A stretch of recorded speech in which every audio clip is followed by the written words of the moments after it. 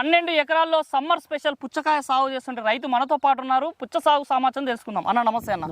పుచ్చ సాగు ఎన్ని సంవత్సరాలకి వెళ్ళి చేస్తున్నా?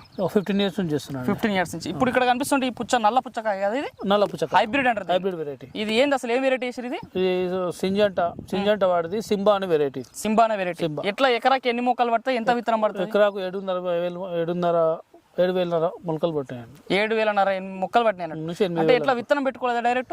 విత్తనం పెట్టుకోలేదు. మనం విత్తనం పెట్టుకుంటే అవి పక్షులు తినేస్తున్నాయి, కొద్దిగా మనం వర్కౌట్ కావట్లేదు. మనం మొలకలు తీసుకున్నాం. అంటే నర్సరీలో నుంచి ఇచ్చి ఆ మొలకలు తీసుకున్నాము. మనకు ఒక్క మొలక 2 రూపీస్ పడ్డది.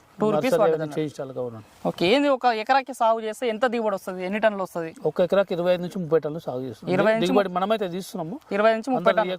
25 నుంచి 30 టన్నులు తీస్తున్నాం. ఓకే. మార్కెట్ లో ఎట్లా ఉంది పుచ్చకి డిమాండ్ దీనికి? ఇప్పుడు మంచిగా ఉన్నది. ఈసారి 18 నుంచి 20 రూపాయలు కిలో ఉంది. అంటే ప్లాట్ మీద ఇక్కడ మా దగ్గర. ఓకే. మామూలుగా ఓపెన్ మార్కెట్ పోతే ఎక్కువ ఉండొచ్చు, కానీ మాకు 18 నుంచి 20 అవుతుంది కాబట్టి ఇక మనకు అంతకే వర్కౌట్ అవుతుంది కాబట్టి మనం కూడా పెద్ద బయర్స్ వచ్చి కొనుక్కొని పోతారు. ఇక్కడ నుంచి కొనుక్కొని పోతాం. ఓకే. ఈ పుచ్చకి మనకి సార్కల పుచ్చక కూడా ఉంటాయి కదా? అవునండి. దానికి దీనికి తేడా ఏముండొచ్చు మార్కెట్ లో? సార్కల పుచ్చ కన్నా అది పెద్దగా ఉంటది, అంత రెడ్డిష్ ఉండదు.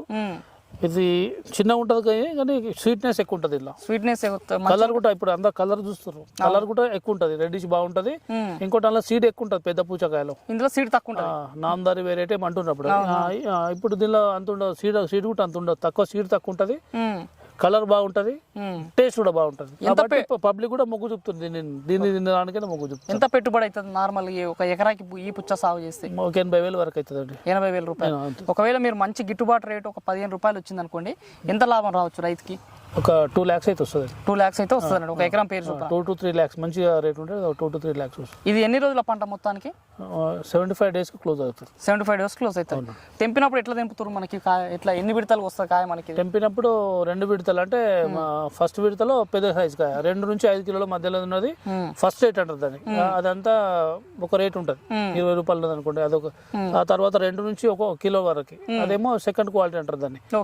దానిలో సగం రేట్ ఇచ్చేస్తారు. దానికన్నా చిన్నగా ఉన్నాయి, చిన్న బాల్స్ లేకుండా అవన్నీ పనికిరావు, అంటే చేయలేకపోతాయి. ఎవరైనా మనం తీసుకుంటాం. 2 కటింగ్లు అయితే వస్తాయి. 2 కటింగ్లకు క్లోజ్.